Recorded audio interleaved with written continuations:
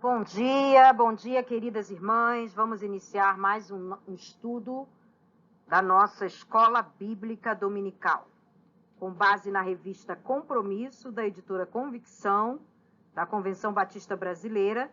Estamos estudando o Evangelho de Mateus, especificamente hoje a lição 8, os capítulos 16 e 17. E o autor traz o tema Exortação sobre os fins dos tempos. A partir do capítulo 16, o Evangelho de Mateus retrata os ensinamentos de Jesus, permeado com os fatos que acontecerão na vida do nosso Mestre, já nos preparando para a sua crucificação, a sua ressurreição. E no final do livro também nós encontramos ensinamentos de Jesus sobre os finais do tempo, sobre o juízo final, sobre a volta do próprio Cristo. Mas vamos nos deter nos capítulos 16 e 17, que traz para nós preciosas lições ensinadas pelo Senhor Jesus ali no Evangelho de Mateus, que é o Evangelho do reino.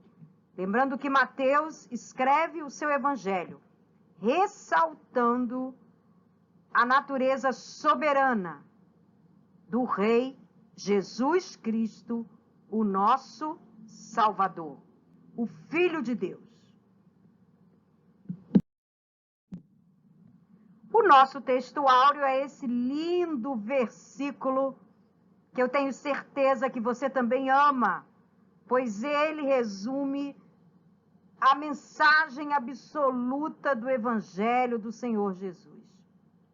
Respondeu-lhe Simão Pedro: Tu és o Cristo, o Filho do Deus vivo.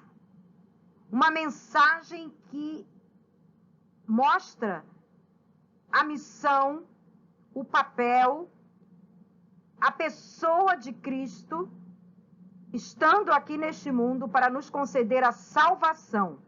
Vem em forma de homem, mas é Cristo, Cristo que quer dizer Salvador.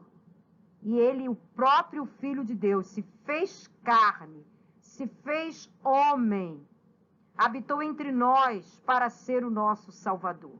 E essa grande verdade dita por Pedro será base da nossa lição nesta manhã.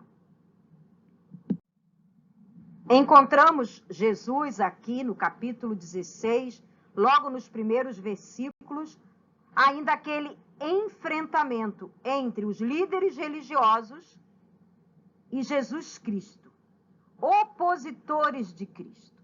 E agora nós vemos duas correntes entre esses líderes do judaísmo que existiam na época de Jesus, que eram verdadeiros opositores entre si, ou seja, um saduceu era aquele que só seguia, estudava e praticava as leis escritas, não só as leis de Moisés, mas todos os apêndices que foram colocados ao longo da história da religião judaica, a lei originalmente escrita por Moisés, inspirado por Deus.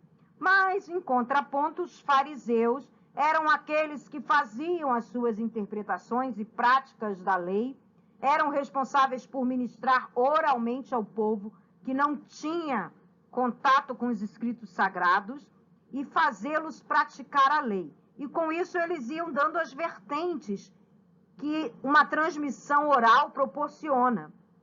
Uma transmissão oral permite uma prática mais abrangente. E havia então essas duas correntes. Uma, saduceu, se considerava os puristas que só seguiam aquilo que está escrito. Os fariseus, que eram os intérpretes e os que ensinavam a lei ao povo, davam a sua própria pincelada nos escritos sagrados. Mas apesar de viverem em constante conflito dentro da liderança judaica, eles se uniam como opositores a Jesus. E aqui Jesus se depara com os saduceus, os fariseus, se opondo a eles, pedindo sinais, E Jesus declara para eles que eles não vão receber sinais, senão aquele sinal que ele se refere ao sinal de Jonas. E aqui, como já falamos em lições anteriores, ele se refere à sua própria ressurreição. E é a partir do capítulo 16 que, por diversos momentos, Jesus prediz a sua morte e a sua ressurreição. Mas, diante daquele ataque constante de fariseus e saduceus, líderes da religião judaica, Jesus aproveita uma coisa corriqueira que aconteceu com ele e com seus discípulos para nos ensinar. E ensinando aos seus discípulos àquela época, está nos ensinando hoje que precisamos muito ter cuidado com os falsos ensinamentos, dos falsos mestres, daqueles que se apoderam da mensagem bíblica para dar a sua vertente, a sua interpretação, maculando, infectando e também deturpando as verdades bíblicas que devemos seguir à luz do Espírito Santo de Deus.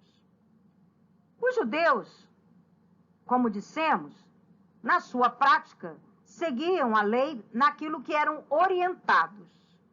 E muitas vezes entravam em práticas vãs de uma religião vazia, pesada, cheia de sacrifício. E Jesus aqui está querendo conduzir os seus apóstolos, os seus discípulos, a terem uma prática de fé genuína, sem se deixar contaminar por costumes, por historicidade, por verdades populares, por lendas, por práticas vãs, cultos vazios. Assim, sobre um contexto corriqueiro que havia acontecido, Jesus traz uma grande verdade.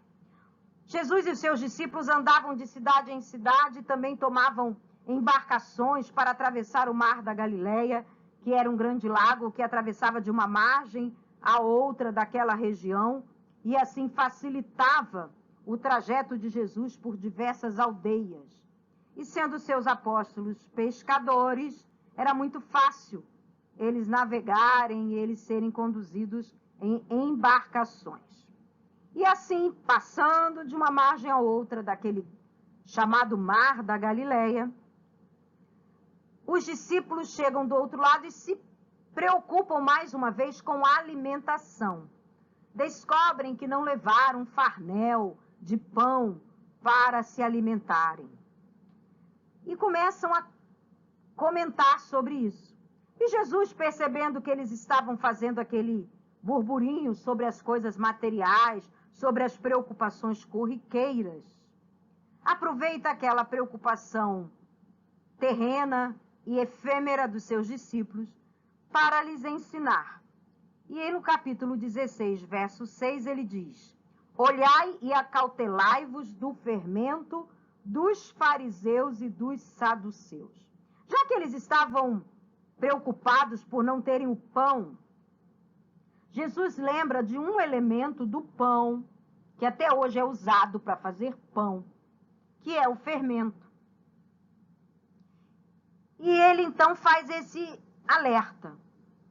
Por quê? Ele estava sendo o tempo todo confrontado e afrontado pelos fariseus e saduceus, que ensinavam falsas doutrinas, ou doutrinas que eles próprios interpretavam para passar ao povo. Aqui Jesus está aproveitando aquela preocupação efêmera dos seus discípulos para lembrá-los que no pão havia o fermento. E o fermento traz um benefício para o pão, faz o pão crescer, a massa ficar fofinha. Mas era considerado um elemento prejudicial, era considerado um elemento que trazia uma certa toxicidade ao alimento tão usado pelo povo judeu, que era o pão. Vale lembrar aqui que na época da Páscoa, o próprio Deus orientou a Moisés que o pão que eles deveriam consumir na festividade da Páscoa era o pão sem fermento, mostrando que o fermento tirava a pureza do alimento pão. E aqui Jesus, entendendo que os judeus tinham essa visão, essa prática. Compara todo aquele falso ensinamento ou aquela interpretação vã que os líderes religiosos davam à lei de Deus, que foi a lei inspirada por Deus a Moisés, deturpada ao longo do tempo, e chegava na época de Jesus cheia de falsos ensinamentos. E eles próprios confrontavam a Jesus com a sua forma de praticar a lei, cheia de falsas vertentes, falsas interpretações, que tornava aquela religião judaica agora uma religião pesada aos ombros dos seus seguidores. Ele alerta aos seus discípulos que precisavam se acautelar, vigiar, cuidar, para que não fossem influenciados pelos falsos ensinamentos daqueles fariseus e saduceus. Hoje também tem que ser motivo de zelo, irmãs. Não permitirmos que outros venham deturpar a palavra de Deus ao seu bel prazer. Ah, isso não se encaixa nos dias de hoje. Ah, isso é relativo. Isso era no passado. Agora a visão é outra. Ou, por sua vez, ah, não, a Bíblia diz que não pode isso, não pode aquilo, isso é pecado, aquilo é pecado, mas são interpretações e vãs doutrinas que pessoas que querem impor o seu modo de ver a palavra de Deus trazem para nós. E nós precisamos nos cuidar para não cairmos na armadilha dos fariseus de hoje em dia, que trazem interpretações relativas ou enviesadas à prática de que eles querem que seja desse jeito, e muito menos nos deixarmos contaminar pelos saduceus, que são aqueles rígidos, que são aqueles legalistas, que são aqueles que não conseguem ver a palavra de Deus em todo o seu texto, seu contexto e sua prática de vida cristã. A palavra de Deus é a mesma ontem, hoje e será para sempre, mas nós precisamos entendê-la à luz do Espírito Santo de Deus para não nos deixarmos levar pelos falsos mestres. E essa é uma advertência de Jesus que vale até os nossos dias.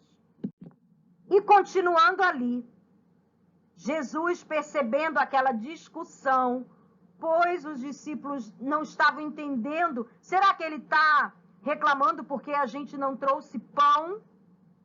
Jesus volta a se referir àquela atitude que não consegue perceber, não consegue se deixar influenciar pelas palavras espirituais do Mestre, porque está com a sua visão, o seu pensamento muito pequeno, voltado para as preocupações do dia a dia. Então você não consegue abrir a palavra de Deus e se deixar influenciar por ela, deixar o Espírito Santo de Deus te conduzir a entender as mensagens e as verdades bíblicas, porque você e eu estamos muito envolvidos com as questões deste mundo, com as preocupações deste mundo, e não deixamos que a nossa fé cresça com o ensinamento da palavra de Deus. Assim estavam os apóstolos, os discípulos naquele momento. E Deus, mais uma vez, quer lhes ensinar. Jesus, mais uma vez, está ali, preocupado em preparar aquele corpo de apóstolos, para que eles pudessem, sim, transmitir com autoridade a palavra de Deus. E Jesus, mais uma vez, lhes adverte: homens de pequena fé. Ou em outros momentos em que ele adverte os seus discípulos, ele diz: homens de pouca fé. E essa cacofonia, ou seja, essa forma de juntar duas palavras que podem dar uma terceira palavra, nos faz lembrar aquela brincadeira, né? Muitas vezes nós somos crente bully. O que é o crente bully? Não é bullying, é bully de pouca fé. Crente de pouca fé. Se a gente junta aí rapidinho, não trava-língua, sai crente de pouca fé. E Jesus aqui não quer que os seus apóstolos sejam crentes bully. Como eles não querem, ele não quer também que nós sejamos crentes bully, ou seja, crentes de pouca fé. E aqui ele diz para aqueles homens: vocês têm uma fé muito pequena. Ele já havia dito isso lá no barco para Pedro, quando Pedro estava se afundando. Ele já havia dito isso em outras situações e haveria de dizer em outras oportunidades que os seus apóstolos, por mais que estivessem gozando dos seus ensinamentos, da sua presença, vendo milagres, vendo o poder de Deus, a forma como Deus provê alimento do nada, a ponto de alimentar mais de 5.000 pessoas com pães e peixes em pequeníssima quantidade. Aqui, Jesus os adverte: homens de pequena fé. Homens de pequena fé, porque vocês estão discutindo entre si sobre não terem pão? Vocês não estão na presença de Jesus, o pão da vida? Vocês não estão diante de mim, que alimento multidões? E aqui, irmãs, essa palavra deve calar fundo nessa manhã nos nossos corações. Na medida da nossa fé, nós vamos experimentar a provisão de Deus. Na medida da nossa fé, nós vamos presenciar os milagres de Deus. Mas se nós ficarmos nos retendo nas picuinhas desta vida, vamos ser olhados por Cristo como mulheres de pequena fé, como crentes bully, e não vamos presenciar as maravilhas de Deus, pois não vamos dar espaço para que Deus possa fazer um milagre, para que Deus possa prover, para que Deus venha atender às nossas necessidades. Vamos ver além, irmãs, da pequenez dessa vida, vamos ver além das adversidades da vida, vamos ver além das discussões, das pequenas coisas que nos detemos, e assim não podemos abrir os nossos olhos para ver as maravilhas de Deus. Não seremos mulheres de pouca ou pequena fé. Ao contrário, não vamos ficar discutindo se teremos isso ou aquilo. Vamos lembrar o que Jesus disse antes no capítulo 6 do Evangelho de Mateus: buscai primeiro o reino de Deus e todas as coisas vos serão acrescentadas. E aqui, seguindo a trajetória, Jesus indo de aldeia em aldeia, Jesus indo de lugar em lugar, de cidade em cidade, sai das imediações ali da Judéia, da Galileia, e vai para uma cidade que não é judaica, que não é parte da moradia, da vizinhança do povo judeu.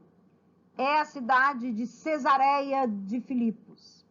Essa cidade, Cesareia, é uma cidade que na sua tradição, desde antes do domínio grego, na sua tradição é uma cidade que tem muita prática de idolatria. Tanto é assim que a Galileia, onde Jesus cresceu, ali na região da Galileia, na cidade de Nazaré, é vizinha dessa região de povos gentios, e por isso Galileia é uma região tão mal vista pelos judeus que vivem em Jerusalém, que vivem ao sul da Judéia, porque ela tem muita proximidade com essa região que é muito voltada para a prática da idolatria. E assim é uma cidade que os judeus legalistas, provavelmente os saduceus, os fariseus, não poriam os pés. Mas Jesus, ele quer ensinar que o evangelho é universal. Lembra que lá naquela experiência da mulher cananeia, Jesus mostra que ele sim veio para os judeus. E ele fala para a mulher: não é justo que eu olhe agora para você, que eu atenda agora o seu clamor, porque eu vim para as ovelhas perdidas da casa de Israel. A mulher cananeia não se deixou abater, lembra? Ela insistiu. E nós vimos na lição passada que Jesus estava ali mostrando a sua missão, que sim, começava se apresentando ao povo judeu como o Messias prometido. Mas o povo judeu, o povo de Israel, negaria a Cristo. E Cristo já sabia disso. E ele sabia que a sua missão era pregar o evangelho a toda criatura, e por isso ele se dirige sim para essa região, onde a idolatria era uma prática. E vocês estão vendo numa dessas fotos aqui, onde aparece uma gruta, essa região era cheia de grutas. E em cada gruta dessa havia cultos a deuses pagãos. A idolatria, meus irmãos, que existia ali, estava sempre voltada para deuses falsos. E Jesus não se limita. Ele vai até aquela região, ele quer ensinar naquela região, ele quer fazer milagres ali, e ele quer ensinar ao seu povo, aos seus discípulos, aos seus apóstolos, que não há limite para a pregação do evangelho. Então ele vai para aquela região que é uma religião árida, uma religião idólatra, e ele vai para ali, para aquele lugar, para trabalhar em seus apóstolos e em seus discípulos, que idolatria que estava ali inserida no contexto daquela cidade, também pode ter no coração daquele que toma qualquer coisa, e coloca no lugar de Deus. Até a própria prática religiosa, se não for com fundamento, se não for com verdade, pode se tornar uma idolatria. A idolatria é qualquer coisa e tudo que toma lugar de Deus, que me faz tentar achar que a minha identidade, o meu lugar no universo, por apelar algo ou alguém, toma lugar de Deus na minha vida. Importa mais o que eu penso, o que eu pratico, o que eu sirvo e para o que eu sirvo, do que o que Deus quer de mim. Isso é auto-idolatria.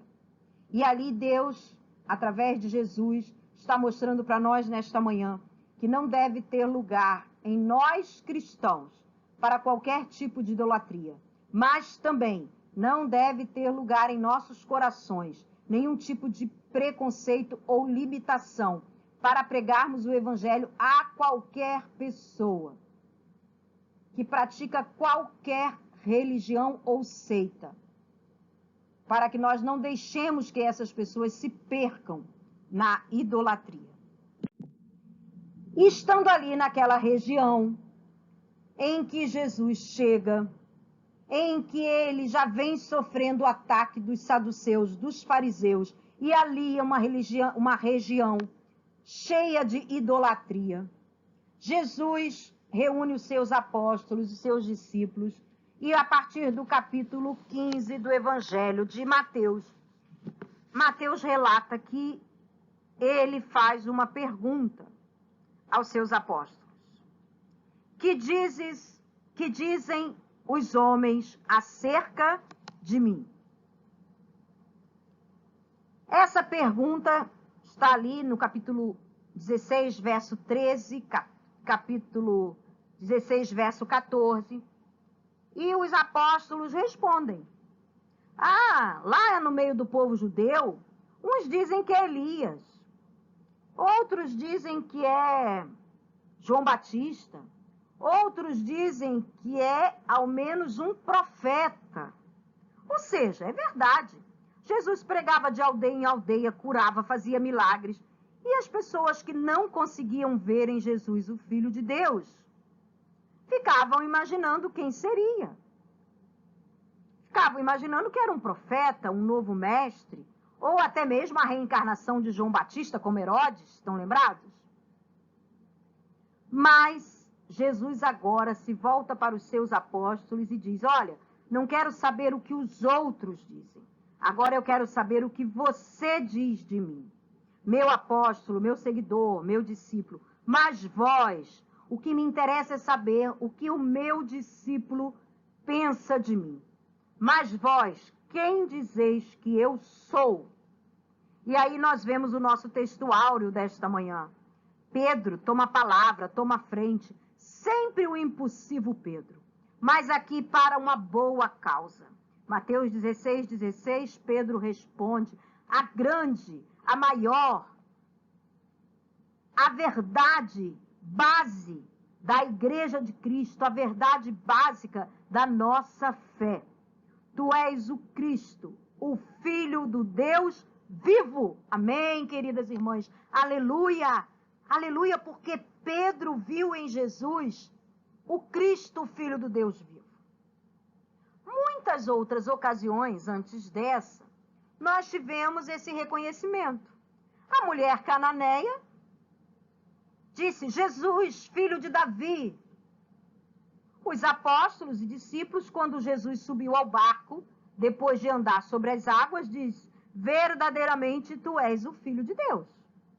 Sim, mas em momento de milagre, em momento de sinais maravilhosos, em momento de que Jesus chega e acalma a tempestade, em momento que vemos Jesus andar por cima das águas, em momento que vemos Jesus curar, aí é fácil dizer: ah, esse é o Filho de Deus.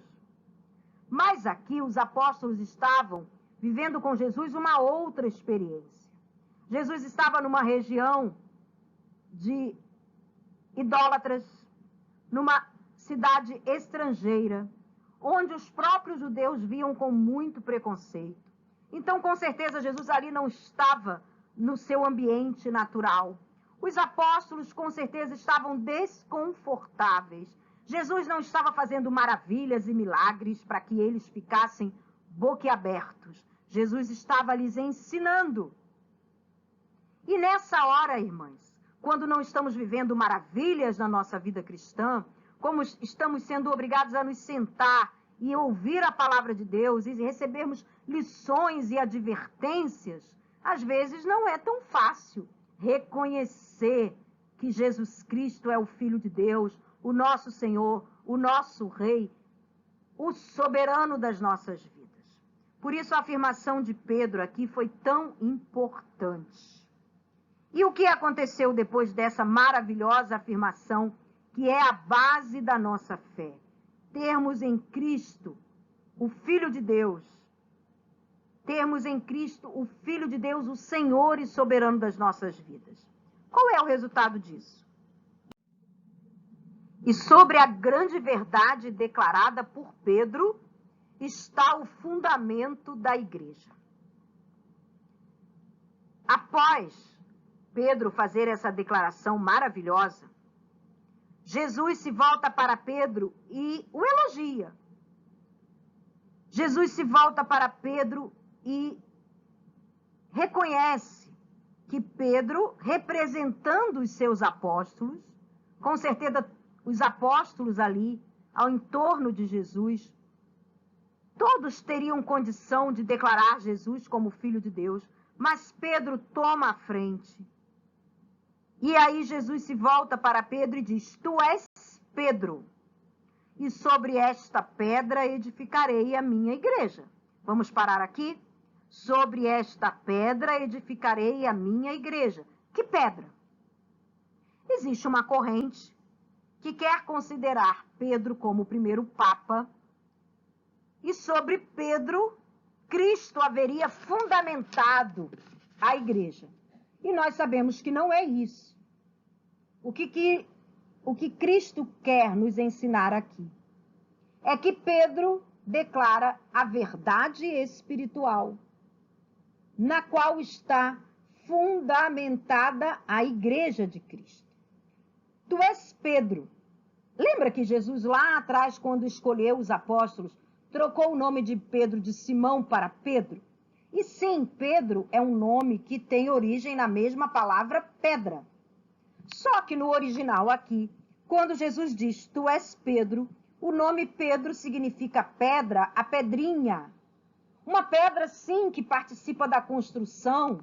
E mais à frente, nas cartas universais, nós somos colocadas e colocados, os servos de Deus, os discípulos de Jesus, como pedras vivas, que compõem o edifício que é o reino de Deus. O edifício que é o evangelho de Jesus aqui no mundo em que vivemos. Somos parte desse reino, somos parte desse evangelho. Mas a pedra na qual está edificada a igreja de Cristo é a verdade declarada por Pedro. Pedra basilar da nossa fé. Cristo Jesus, o Filho de Deus. Esta é a pedra. Em outros textos bíblicos, vemos que Jesus é comparado à pedra angular, ou a pedra que é a pedra principal da construção. E nós somos pedras vivas, pedras que participamos da edificação do reino de Cristo aqui neste mundo. Então, irmãs, sem sombra de dúvida, o fundamento da igreja de Cristo não está na pessoa de Pedro, mas está na pedra, na rocha, na pedra angular, que é Cristo Jesus, o Filho de Deus. E sendo essa igreja construída e fundamentada na rocha, que é Cristo, as portas do inferno não prevalecerão contra ela. Perseguição, mortes, martírio, a igreja de Cristo tem passado, desde os primórdios e até os nossos dias. Mas ela não é destruída, ela não é eliminada, ela não será extirpada, porque a nossa missão é pregarmos Cristo Jesus, o Filho de Deus. Ali, naquela localidade, em Cesareia de Filipos, uma daquelas grutas que existiam ali naquelas montanhas, tinha o nome de Porta do Inferno. E aquela gruta ali dentro era uma divindade adorada, uma divindade muito temida, muito temida. Por isso aquela gruta tinha o nome de Porta do Inferno. Aqui Jesus, sabendo que os seus apóstolos conheciam esta gruta e esta porta do inferno, que era a entrada desta gruta, faz sim uma analogia e diz que nem as divindades demoníacas adoradas pelos idólatras naquela localidade e nenhuma outra entidade ou entidade diabólica pode tomar a igreja de Cristo, derrubar a igreja de Cristo. As portas do inferno, ou seja, as entidades demoníacas, não terão chance contra a igreja fundamentada em Cristo. E nós somos a igreja. A igreja não é templo, a igreja somos nós. E se temos a nossa vida, a vida da nossa igreja, fundamentada na pedra principal que é Cristo, podemos sim sofrer perseguições, abalos, podemos sim sofrer oposições, como Jesus sofreu, mas a igreja de Cristo permanecerá firme no fundamento que é Cristo Jesus. E aqui Jesus, então, preparando os seus discípulos, começa, a partir do verso 21, a mostrar aos seus discípulos os finais dos tempos do seu ministério terreno. Verso 21. Desde então, começou Jesus a mostrar aos seus discípulos que convinha sair daquelas regiões por onde eles estavam caminhando, ensinando, curando, pregando, ir a Jerusalém. E ali ele ia padecer muitas coisas na mão dos anciãos, na mão dos líderes religiosos e dos principais dos sacerdotes e dos escribas, desculpa, irmãs, e ser morto e ressuscitar ao terceiro dia. E ele estava preparando seus apóstolos, seus discípulos, para a sua missão maior, o clímax da sua missão. Mas, mais uma vez, temos Pedro, que não entendendo os propósitos daquele ensinamento, vendo que aqueles ensinamentos assustavam os discípulos, foi até Jesus, no capítulo 17, e tentou recriminar a Cristo. E veja, irmãs, por que Pedro não pode ser o fundamento da igreja? Se há poucos minutos atrás ele era a voz da verdade absoluta da nossa fé, agora ele não se deixa inspirar, conduzir por Cristo, para que ele pudesse entender que a missão de Cristo não é uma missão terrena. Ele não veio para ser o grande rei, o grande libertador do povo de Israel, politicamente falando, mas sim que ele veio para sofrer em nosso lugar, para morrer em nosso lugar. E isso já havia sido predito pelos profetas. Isaías disse que ele seria como ovelha, levada ao matadouro. Mas aqui Pedro não vai lembrar das profecias. Pedro vai ficar assustado com aquelas palavras de Cristo e recrimina Cristo. E para provar que Pedro não era mais especial do que os seus companheiros de discípulos e apóstolos, Jesus o recrimina severamente. E diz: você está sendo usado pelo diabo. Para trás, Satanás. Por quê, irmãs? Porque Jesus quer ensinar aos seus discípulos que ele seria crucificado, mas os seus discípulos precisam participar da cruz de Cristo. No capítulo 16, ainda no verso 24, nós lemos a expressão que resume qual deve ser a nossa prática de fé. Então disse Jesus a seus discípulos: se alguém quer vir após mim, negue-se a si mesmo, tome a sua cruz e siga-me. A cruz da salvação, a cruz do sacrifício para nos libertar dos nossos pecados, é de Cristo. Só Ele poderia subir nessa cruz e padecer nesta cruz por nós. Mas seguir a Cristo tem algumas condicionantes. Negar a nossa própria resistência, a nossa vã filosofia de vida, a nossa prática, as nossas crenças, negar o nosso eu, a nossa cruz, que é enfrentar oposição, que é enfrentar escárnio, que é enfrentar muitas vezes falsas acusações e seguir a Cristo. Porque lembra lá das nossas primeiras lições que bem-aventurado é aquele que sofrer por amor de Cristo? Lembra dessa promessa? Então aqui Cristo está ensinando aos seus discípulos que ele vai padecer na cruz, que ele vai nos salvar através do sacrifício da morte e morte de cruz. Mas nós, como seus seguidores, precisamos participar da cruz de Cristo, negando as nossas próprias personalidades, as nossas práticas pecaminosas, as nossas indiferenças, negligências, modo de viver a vida, de reconhecer: eu sou assim, eu vou viver assim, eu não tenho como mudar. Não, precisamos sim mudar, negar o nosso eu e nos submetermos a viver como Cristo Jesus quer que vivamos.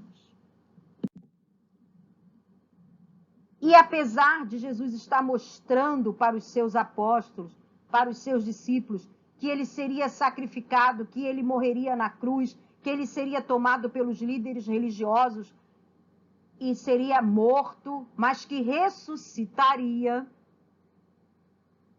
Jesus agora precisa mostrar aos seus apóstolos que, apesar de tudo isso, sim, ele é o Filho de Deus.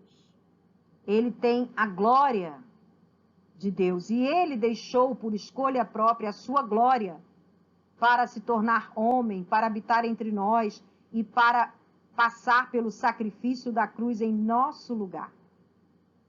Mas ele precisava agora preparar os seus apóstolos para que os seus apóstolos entendessem que, apesar dele passar por essa humilhação, que era a morte de cruz, ele era o Filho de Deus.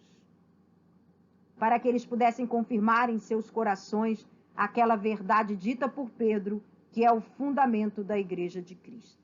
E assim Jesus tomou Pedro e os dois irmãos, Tiago e João, subiu ao monte e, estando ali reunido, ele se transfigurou. Capítulo 17, verso 2, e transfigurou-se diante deles, e o seu rosto resplandeceu como o sol, e as suas vestes se tornaram brancas como a luz. E aqui nós temos uma transfiguração, ou seja, Jesus permite que esses três apóstolos vejam um pouco da sua glória. E aquele corpo terreno, de carne e osso, igual ao corpo de Pedro, de João e Tiago, mostra um pouco da glória, que é original, que é pertencente a Cristo, para que eles pudessem ver em Cristo aquela verdade que Pedro acabara de pronunciar, para que eles não ficassem abatidos somente com o vislumbre de que Jesus seria sacrificado na cruz. E mais, nesse momento tão espiritual, há uma visão de Elias e Moisés.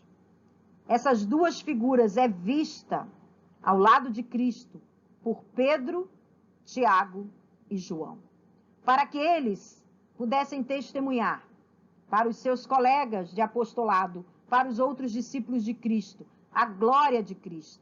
E que Moisés, aquele que é o patriarca, o libertador, aquele que representa a lei, e Elias, que representa os profetas, aquele que foi tomado aos céus, transladado aos céus, que representa os profetas.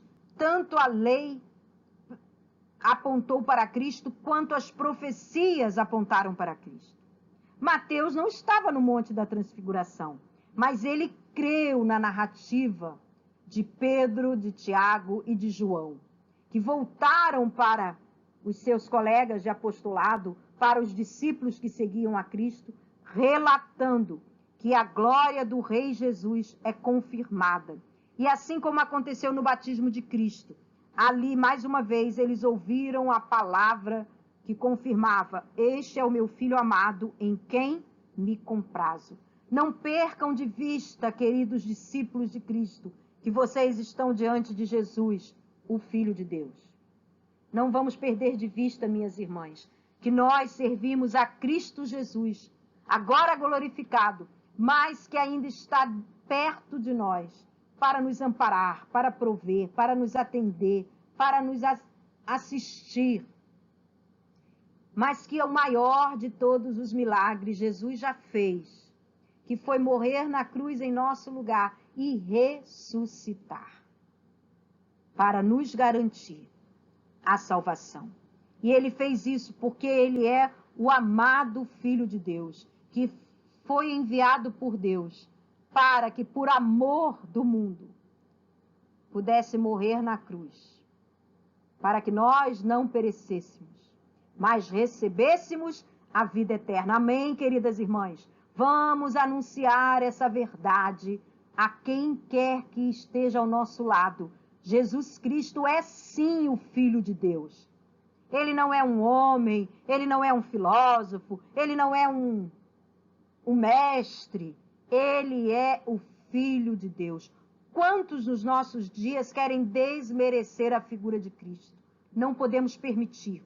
Nós, quando aceitamos a Cristo como nosso Salvador, nós também presenciamos a glória de Deus, nos perdoando, nos limpando, nos vivificando, transformando a nossa vida. Nós conhecemos a Cristo Jesus no nosso coração. Por isso não podemos negar que Jesus Cristo é o Filho de Deus. É preciso ter fé para compartilharmos essa grande verdade, mostrando Cristo ao mundo. Quando Jesus desceu daquele monte com 3 dos seus discípulos, os outros que estavam ali, capítulo 17, nós podemos ver isso a partir do verso 14. Eles estavam sendo abordados por um pai muito desesperado, que tinha um filho possesso.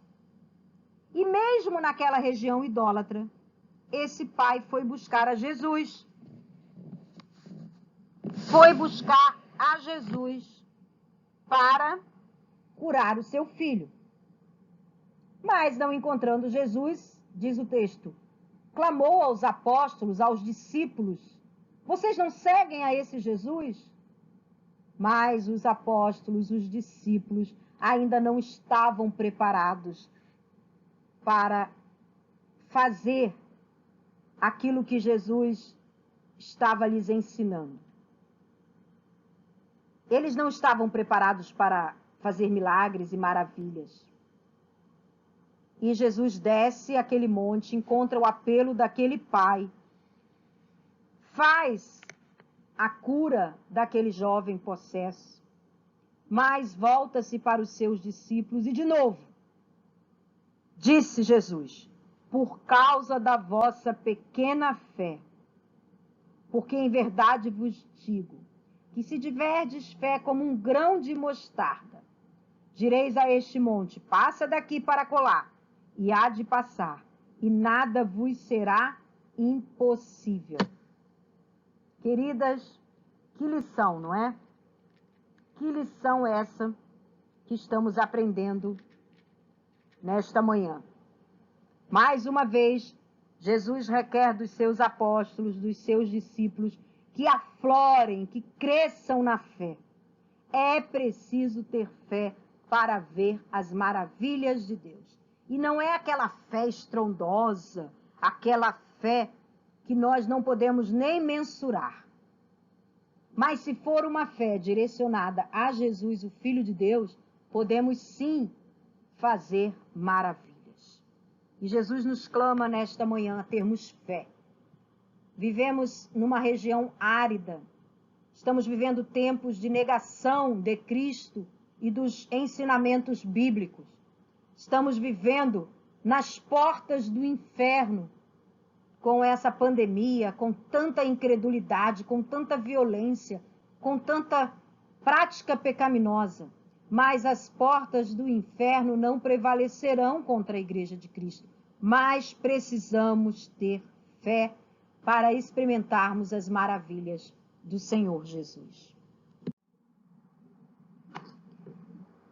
E depois desse momento de mais uma lição que Jesus deixa para os seus apóstolos, ele volta a exortar os seus discípulos sobre as coisas que acontecerão nos finais dos tempos do seu ministério terreno. Capítulo 17, versos 22 e 23, ele diz: reunindo ele na Galileia, voltando ele agora para a Galileia, ele disse: o Filho do Homem será entregue nas mãos dos homens. Eles o matarão, e no terceiro dia ele ressuscitará. Mas olha aqui, irmãs, o que Mateus expressa. E os discípulos ficaram cheios de tristeza. Eu faço uma pausa aqui para lembrar que muitas vezes nós temos essa prática. Muitas vezes nós temos essa prática. Jesus está dando uma grande notícia. Sim, nos finais dos tempos do meu ministério, eu serei tomado pelos homens, eles me levarão à cruz, eu serei crucificado, mas ao terceiro dia eu ressuscitarei. Aí os discípulos ficaram muito entristecidos. Irmãs, às vezes isso acontece conosco. Nós olhamos pela janela e tem um sol maravilhoso, um dia lindo, mas lá no final tem uma nuvem escura. Aí eu esqueço daquele sol maravilhoso, aquele céu azul e digo: acho que vai chover. Eu sou assim, irmãs. Eu sou quase uma garota do tempo. Eu adoro ficar observando o tempo. Tem sol, mas vai chover. Com calorão desse vai chover. Sem vento, com esse vapor, vai chover. Na verdade, eu amo a chuva. Então eu fico querendo que a chuva caia e refresque o nosso clima. Mas na vida cristã essa não é uma boa postura. Jesus está falando sim, no mundo tereis aflições, mas tem de bom ânimo. Eu venci o mundo. Jesus está falando, eu vou morrer, eu vou ser crucificado, mas eu ressuscitarei. Aí você e eu, que somos pessoas de pequena fé, ficamos entristecidos e pensamos, mas Senhor, o Senhor vai morrer? Irmãs, isso acontece muito na nossa vida cristã. Tantas são as maravilhas que Jesus faz por nós e há de fazer. Mas no meio de uma adversidade, de uma dificuldade, ou sim de grandes adversidades, de grandes dificuldades, de perdas, nós nos esquecemos da maior maravilha que Deus já fez por nós, que é a salvação.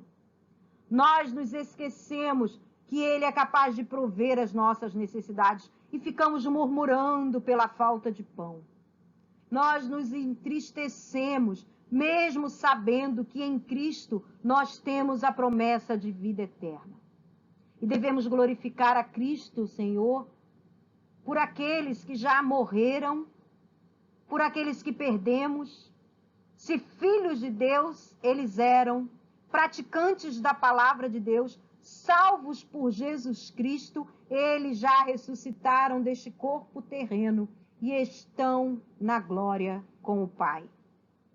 Por isso, queridas, a mensagem aqui, nesta manhã para nós, é que sim, Cristo estava preparando os seus apóstolos para os fins dos tempos do seu ministério. E Ele nos prepara hoje, e no Evangelho de Mateus, até o último capítulo, nós vamos ver Ele nos preparando para os fins dos tempos, quando Ele voltará e nos levará como igreja para a glória. Porque a porta do inferno, não há entidade diabólica, não há diabo que prevaleça, não há mal que prevaleça sobre a igreja de Cristo Jesus. E essa é a grande lição que devemos levar nesta manhã. Porque Jesus não só ensina os seus apóstolos grandes verdades espirituais, mas também ensina a prática do dia a dia. Aqui no final do capítulo 17, nós temos uma coisa bem corriqueira. Mais uma vez, os líderes religiosos estavam questionando a Cristo se ele, como judeu praticante, não pagaria as ofertas, os impostos do templo. Jesus não era contra os impostos, as ofertas do templo. Ele era, sim, a favor que os seus apóstolos, os seus discípulos, ofertassem com alegria. Ele lembrava, com certeza conhecedor da palavra que Malaquias havia dito, trazei todos os dízimos à casa do tesouro. Ele reconhecia a necessidade do sustento da obra do templo, como nós devemos reconhecer hoje a necessidade do sustento da nossa igreja, das missões, com as nossas ofertas e os nossos dízimos. Ah, mas está em pandemia, a igreja está praticamente fechada. Quem disse, minha irmã? Quem disse que a igreja não está atendendo, não é? As suas necessidades corriqueiras, os seus compromissos corriqueiros. Estamos em plena campanha de missões mundiais, promovida pela irmã Aurilena e sendo lembrada pela nossa tesoureira, a irmã Sueli. Então é obrigação nossa, sim, é uma ordenança, participarmos do sustento da obra do Senhor. Mas Jesus aqui está ensinando aqueles que o acusam que ele, como filho de Deus, não poderia pagar ofertas para o templo que existe para o culto ao próprio Deus. Mas como aquele que deixou a sua glória e veio ao mundo, ele era um cumpridor da lei. Ele era um cumpridor das obrigações. E aqui Jesus faz um milagre. Sabemos que os apóstolos e o próprio Jesus não eram pessoas abastadas. E aqui ele manda Pedro ir ao mar, pescar. Na boca daquele peixe ele ia encontrar 2 moedas, que era necessariamente o valor para o pagamento de oferta, mas era chamado de imposto ao templo, que cobriria tanto a obrigação do próprio Jesus quanto a obrigação de Pedro. Então aqui nós finalizamos o nosso estudo nesta manhã, mostrando que Jesus reunia os seus discípulos para provar que ele era o Filho de Deus, fazendo milagres, fazendo maravilhas, multiplicando pães, ensinando, pregando, fazendo com que eles presenciassem sinais maravilhosos como a transfiguração, ensinando que eles poderiam fazer maravilhas também, e só não faziam porque eram homens de pequena fé, preparando-os para o que aconteceria com ele no final do seu ministério, que era a grande missão para a qual Jesus veio ao mundo, que seria morto na cruz, mas que ressuscitaria. Preparando os seus discípulos para que eles pudessem cumprir a missão de propagar e multiplicar o reino de Cristo aqui neste mundo. Mas para isso ele também prepara os seus discípulos para as coisas corriqueiras, para as obrigações deste mundo, lembrando que Jesus veio para cumprir todos os preceitos da lei judaica. E ele nos ensina que, como servos de Cristo, temos que estar atentos às nossas obrigações sociais, às nossas obrigações como cidadão, às nossas obrigações como funcionários, como empregados, como patrões, enfim. O servo de Deus tem que estar preparado, o discípulo de Cristo tem que estar preparado para seguir a Cristo como Ele quer que sigamos. E como Ele quer que sigamos? Carregando a nossa cruz. Ainda existe uma cruz para eu carregar. Ainda existe uma cruz para você carregar. Vamos, irmãs, ficarmos atentas à missão que Cristo colocou para nós, seus discípulos. Não vamos nos deixar enganar. A porta que conduz ao céu, ela é estreita. O caminho árduo para cumprirmos a missão de Cristo, que Cristo nos deu, como discípulos de Cristo, neste mundo é um caminho árduo. Um caminho que devemos trilhar com abnegação, com renúncia, com determinação. Mas a recompensa é inimaginável. A recompensa é contarmos com Cristo como Senhor, como Rei, como Salvador, como Perdoador. A recompensa é contarmos com Cristo como aquele que provê, que cura, que transforma, que consola, que liberta. A recompensa é termos a certeza de que também seremos ressuscitados para vivermos na eternidade com o nosso Jesus. Que Deus nos abençoe, irmãs, para que possamos receber a exortação de Cristo nesta manhã, como os seus apóstolos foram exortados naqueles dias, andando de cidade em cidade, de aldeia em aldeia, recebendo os ensinamentos e as exortações de Cristo Jesus.